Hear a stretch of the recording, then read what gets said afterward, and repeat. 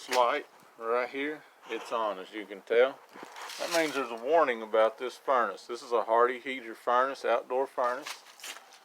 And right there's your cap, which I've already pulled it off here.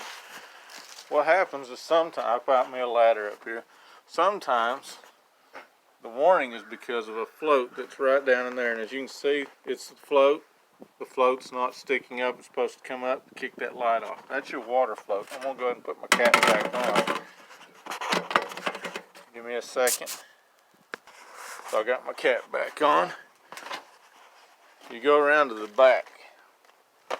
You'll lift this handle up, slide it down, move the back. This has been worked on quite a bit, but we'll show you where this float is. Right up there is what you're going to take out. Now, before you do that, you want to turn the power off. Turn your water off, because once you change that float, your water is going to start coming in.